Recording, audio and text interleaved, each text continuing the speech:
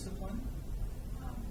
Your classroom may look totally different than mine, from Amy's and from Kevin's.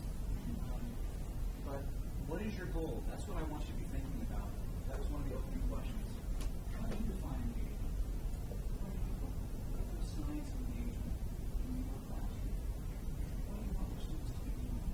How can you make them promote active learning in the classroom, outside the classroom? What tools do you have?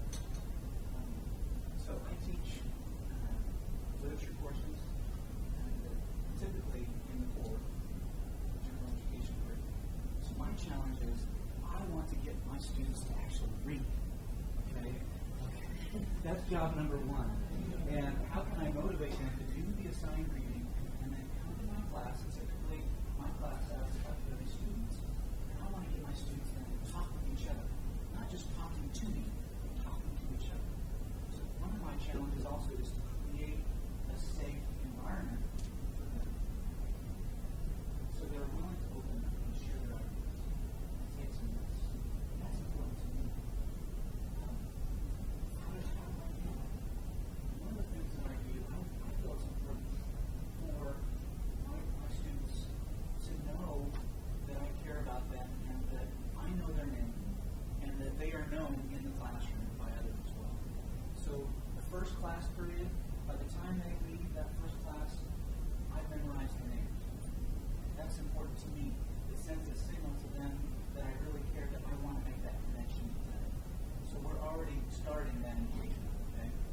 And so then the next time, again, it's a continued process. Okay, I have a great short-term memory. Okay, I haven't learned your names yet, and I'm really frustrated. But when I start with a class of 30 students, and there's some, if you want to know later, I can tell you how I do it. But they know that I know their name. Okay, that's one thing. Also, I want them to know that their ideas matter. Okay, that their contributions matter in the classroom. And so, when students speak, I try to really listen. It's really hard. One of my challenges, Amy, is I've got my notes. I know where I want to go. And I'm thinking, I've got 1 ear tuned into what they're saying, and the other part of my brain and my ear, I'm thinking about what's next. Where am I going to go from here? So it's hard to really be present and listen. You have that challenge? To really listen, because Nick might decide, might bring a really good question and make a point that I didn't anticipate going in that direction. Am I willing to let go and go down that road? If that's important for Nick and maybe some other students, that's a decision I have to make. Right? So I want my students to know that I care about them and that their ideas really matter. Now, I've got a video clip that I'm going to share with you. There's a professor who teaches physics. It doesn't really matter that it's Harvard University, but he's a physics professor at Garrett. And like some of you, he has a challenge of teaching some very large classes, okay, in lecture halls. How many teach really large classes? Like 50, 60, 80, 200? Okay. All right. Well, what Missouri does, I think, can apply also to those of us that are teaching smaller classes. So I want you to really, it's only like a 2-minute video, okay? But there's going to be a lot packed in here. So I want you to watch for the variety of methods that Professor Missouri employs to engage his students, to promote active learning. Okay? And you might want to take some notes. So I'm going to set your learning here. Professor Eric Mazur teaches physics at Harvard. Over the years, he discovered that students in his introductory physics course were passing exams without having understood the fundamental concepts he was trying to teach. In response to this problem, Professor Mazur developed a variety of interactive techniques linked to each other in ways that help his students learn basic concepts far better than before. Requiring students to read, think, and reflect before the lecture is the first step in Professor Mazur's interactive process. He also uses the course website to monitor their learning and communicate with his students. I don't go into the classroom lecturing on what I think they need. No, they tell me what it is that they want me to cover. It was helpful for Professor Mazur to answer those questions that we had. And sometimes it didn't feel embarrassing at all if he addressed your specific question because the whole thing was anonymous. So the idea is to teach by questioning rather than telling. I will talk a few minutes and then put on the overhead projector a question. And then I tell them, take a minute to think about it. They think about it. And after they've thought about it, I need to get some feedback on their answers. So turn to your neighbor and see if you can convince one another of the correct choice.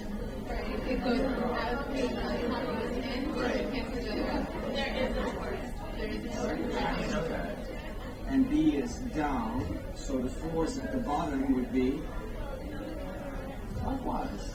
And in a sense, this process, this engagement, this teaching by questioning rather than by telling, forces students to develop these models in the classroom.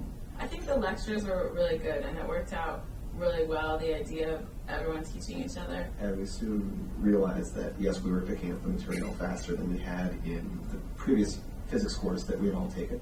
You can forget facts, but you cannot forget understanding. And that's actually exactly what I would like to achieve here.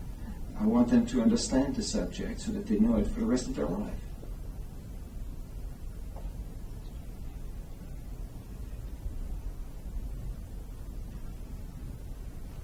All right. I want you to turn to your neighbor and compare notes. We're going to pause here. This is a great technique also. You can use it in a variety of ways. After you've presented some material, you've lectured on something, it's called the pause method. Pause. Share your notes with your neighbor. Okay? What did you notice? What are some of the methods that Professor Mazur employs to engage his students? Turn to your neighbor and share.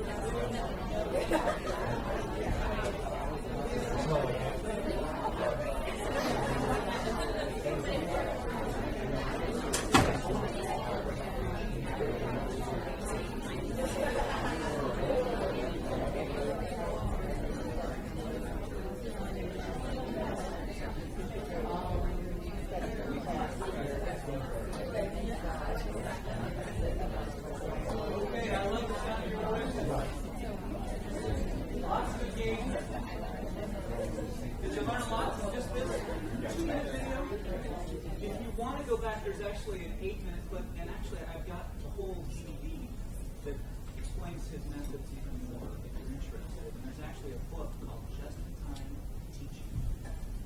That's one of the methods.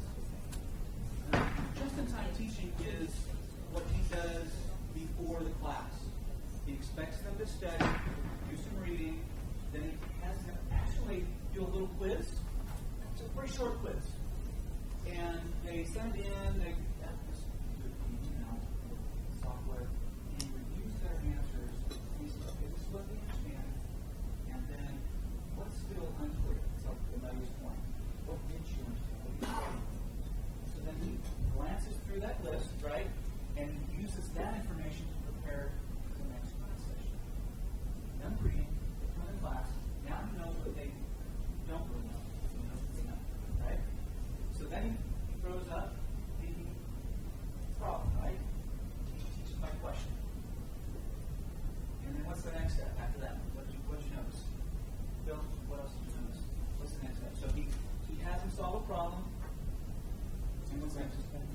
What's that? Just for understanding? Yeah. How does he do that? With the small group discussions. Small group discussions. Because now, what are they doing? They're teaching themselves. They're trying to teach themselves.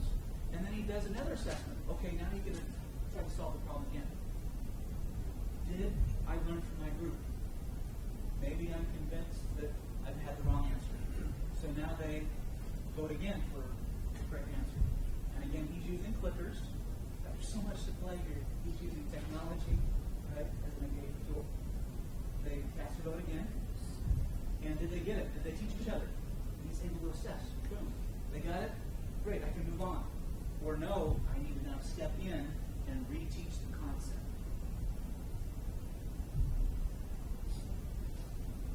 All right. Again, if you want to learn some more, you can go on YouTube, look at Mazur, interactive teaching. There's some other videos up there. Could you do this in a smaller class? Yeah? Is this only going to work at Harvard?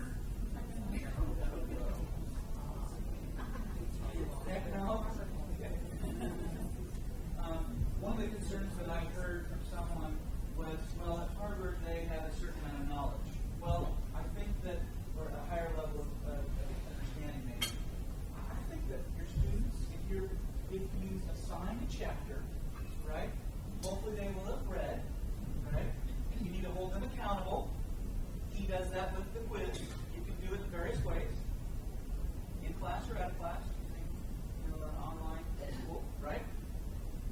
Hopefully they've got some understanding, some base level of understanding. We don't know